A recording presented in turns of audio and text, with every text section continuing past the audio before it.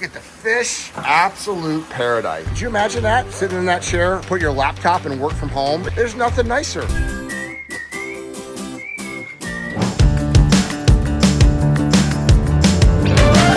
So there is Brisbane.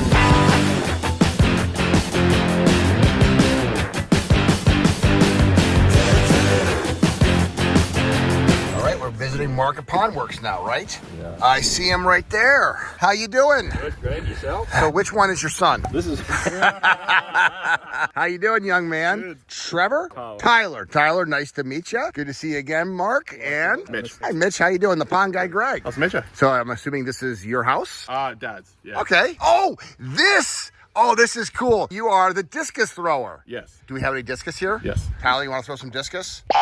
Okay, I'm going to tell you who's going to throw some discus. This guy right here, the pole vaulter, is going to take on this big meathead over here and some discus. So you represented Australia? Yep. That's pretty good. What was your farthest throw? 64 meters. So over 200. I can't remember. What Over it was 200 feet. I'm going to see if I can get 50 feet. You'll be fine. We'll get you there. All right, this is going to be fun. I never know what's going to happen, but you told me last night we were going to go to a discus player's house, and here we go. Let's go check out another beautiful Aquascape ecosystem pond.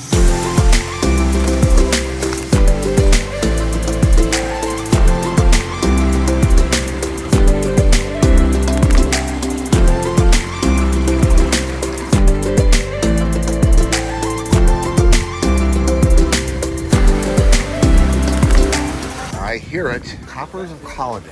Love the gate, deck. Oh, little paradise. This is the perfect location. Right here outside of the windows here. And then, oh, look at the fish. Absolute paradise. So sweet. Look at it. They're all ready to get fed. I see they have a little feeding ring here, which helps keep things out of the skimmer. I like how shallow that is, and they're right up there. Impatience. Are these New Guinea impatience? They're the stand. That's a double. Double impatient. New Guinea ones over there. Oh yeah, look at how great it looks. So what the impatiens do is in shaded areas like this with all of these palm trees, look at, they grow right in the water, so they have all of the constantly watered, and then they got the fertilizer from the fish. This is spectacular. I love how you can't even tell where it comes from too. It's right out of the jungle. Hey, are you impressed with your old man, what he does?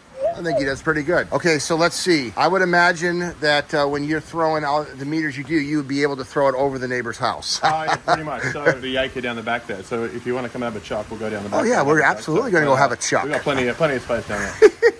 This is gorgeous. What I love is that sound and how it echoes with this little outside patio that we have here. These stepping stones, every single person that comes here is going to want to go walk across this. And then the fact that there's a destination is very important. So this little bench that's right over here, there's a reason to go over the stepping stones. And then all of the plant material just makes it. So always the goal is not to know where the land ends and the water begins. And look at how the grasses are growing. Obviously the impatiens, some more tropical plants that out here might be actually year-round plants. But I love the contemporary edge where the patio comes up. And when you're over here, standing here, you can't see that it doesn't even go under. You just look at it and it just kind of disappears. So how the pond is incorporated, you got a skimmer on one side, a biofalls back there, but how it's incorporated into the environment is so absolutely important. And then how it gets landscaped. So this is a lot of TLC to create a project like this. And the fact that it's only been in here for 1 year is amazing, because it already looks like it's been here forever. I can't even imagine the space without it. Can you? Okay, so this was a little bit of a complex project to begin with. The homeowner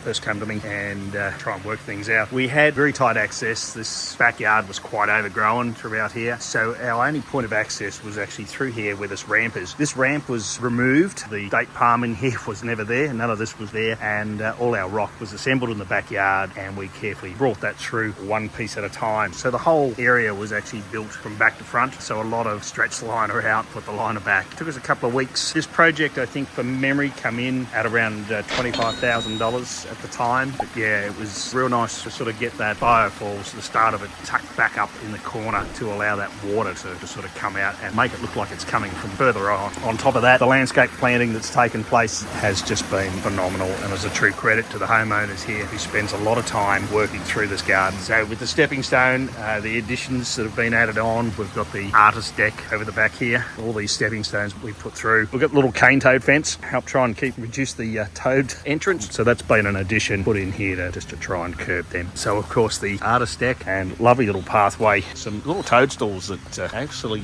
look amazing at night time. So interesting little additions and some crannies, and none other than the Narnia door at the end of the pathway throughout this garden. So maybe heed to the advice. Danger, do not enter. Okay, so certainly enjoyed many a great evening here. The clients, Garth and Cleo, have been absolutely fantastic hosts. We've had many a night spent here on this deck, really enjoying the sound of this pond, and so much so my wife's been invited here as well, and that's resulted in the change happening to our own yard, and we're about to start pulling apart our own backyard very soon and building our own separate paradise. So look forward to that one on Greg's next trip. And of course, being into the discus, Garth couldn't help himself but make a water feature. So there's some aqua blocks down under the top, under here, and couldn't help himself but to make a discus water feature. And this is how this hobby starts. Fish tanks, aquariums, people that love fish. And the fact that they have this, I mean, I'm telling you folks right now, there is nothing you could put in this space that would have as big of an impact as this. Wildlife gets attracted to it. Fish are so relaxing. I could feel my stress going down just listening to that and sitting here. Could you imagine that? Sitting in that chair, reading a book, or put your laptop and work from home with that as the background? There's nothing nicer. And it's not a huge investment. They're not cheap, but for the return on your investment, this is, would you rather go to vacation for a week in Hawaii or live with this 365 days of the year? I pick this every single time. Okay, so you said your dad has two loves, the pond and these rainforests. So this has been, he planted this when the house was put in, so I don't know, 30 years ago now. Are you serious? So this is all him. So he's a gardener. Yeah, well, that's his passion, I guess. I don't know, I wouldn't say, I don't know. Well, yeah, let's take a walk through here. So the fact that they have planted these plants 30 years ago and it looks like this is a labor of love for sure. So that palm there. Yes. My dad, my brother, and I, that was sitting here. Okay. So that was dug up. So you moved that palm from here. Yeah, okay. so that's the whole way. But he planted these, huh? Yep. So this was a pine tree forest. So if it's on a pine tree, it was planted. Okay. Pretty much, except for some of the scrubby stuff that obviously just naturally grows. You guys have lived here basically your whole life, huh? Yeah. Wow, this is cool. This is a jungle. What is this art thing out here? So there's some art from a family friend. So the idea is that, someone's painting the pond. So oh, I love it. This is on, I believe, like cement board. It's completely coated and protected, so it'll last. You know what? He has built a little sanctuary. I mean, that was your tree fort when you were a kid, huh? Yep. That's the cubby house. So that's 3-story. Okay, don't go in there now. You might fall through it. That is awesome. Got your Big little guy. adventure, and then you go down the path. Oh, so cool. You get to your Narnia door. Oh, I love it. Your dad is a cool dude. Like, there's lots of little things. If you look around the pond and the rainforest, they're kind of, I don't know, like Easter eggs in a sense. In a sense, you're kind of looking for things and little adventures. And I think that just is little stories. Like you don't see it from the pond. It's completely hidden. I think that is really cool. Well, tell your dad to enjoy his vacation, and then he gets to see his vlog come out in 6 months. Okay, so these are the invasive cane toads. Okay. Oh, poor fella. Oh, look at that. Look at this. Look at this. Okay, let me try that. Look at that. See, it's like I could do that with a basketball. No, not really. There you go. I'm gonna try. Stand back. Run for cover. I've never done it, but I've seen videos of it. Watch. You're gonna coach me.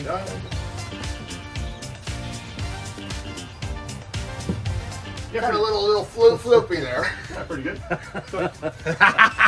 My goal is to beat this guy. If I can beat this guy, I'll be happy. I'll probably double your weight. What do you weigh? 65 kilos. Okay, I think I'm 106 kilos, so almost. All right, your first throw. Let's see how you do. I don't even know how to throw this. I don't know how to You just stand there. You don't have to spin. I did the fancy spin. How do you hold it? I love my job. That's it. Well, yours looked prettier. Didn't go as far, but it looked prettier. Okay, let's watch the pro that can spin it on his fingers. So this one's twice your weight. No, not Sean.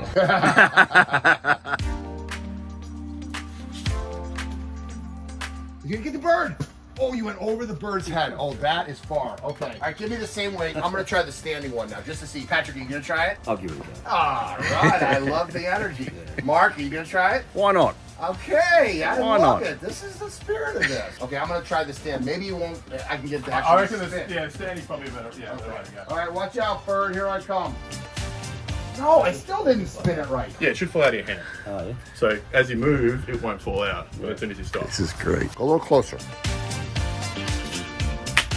Oh, that's pretty good. We're about tied. I think that's about a tie. You might actually be farther. So this is similar to what you guys have thrown in high school in the States. Weight-wise. Yeah, so Americans throw 1.6 kilos. Hold on, I gotta get him on. Oh, yeah, right. Okay. Oh, it rolled! It rolled! I'll beat it. If it rolled, that count. Okay, go ahead, your turn. I want you to teach me how to actually make the thing spin correctly and not just flip over. Sure. Oh, nice. That actually, you have the best looking one. Okay, I want to know how to spin that thing. All right, so mate, yeah, so it's the idea of rolling, and then you can also do a vertical throw where you throw it up, and it's a top spin. All right, idea of rolling. Well, let's see how much better now that I've got. That one's a bit heavy, actually. Okay, okay, roll it. I got it.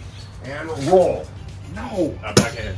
Try me another one. Try me another. All right, so that was that way. Wait, say that again. So with your hand, put on. Yeah. That way? No, that's a frisbee. So you're standing like you're gonna throw it. You're gonna come and push behind. Oh, I got it. Yeah, that's all right. Thank you, brother. So fun.